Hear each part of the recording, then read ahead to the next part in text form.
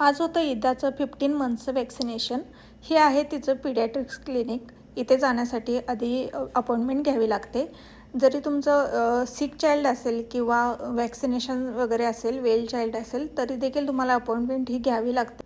जर बाळाची तब्येत ठीक नसेल तर अपॉइंटमेंट लगेचच मिळून जाते. पण जर वेल चाइल्ड असेल तर त्याची अपॉइंटमेंटसाठी 8 ते 10 दिवस वेट करावं लागतं. त्याच्या आधीच आपल्याला अपॉइंटमेंट कन्फर्म करावी लागते. जर मुलांच्या संदर्भातील काही इमर्जन्सी असेल तर इमर्जन्सी केअरलाच जावे लागतील. त्याचे उपचार या क्लिनिकमध्ये नाहीत होत. वेल चाइल्ड आणि सिक चाइल्ड असे 2 एंट्रन्स असतात. त्या एंट्रन्समधून एंटर केल्यानंतर रिसेप्शनिस्ट असतं. तिथे आपल्याला आपल्या इन्शुरन्स प्रोव्हायडरची माहिती द्यावी लागते आणि त्यानंतर वेटिंग रूममध्ये वेट करायचा. नंतर नर्स येते, ती आपल्याला बोलवते.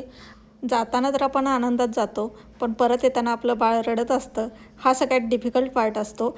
याची आणखीन माहिती मी नेक्स्ट व्लॉगमध्ये शेअर करते. Thanks for watching.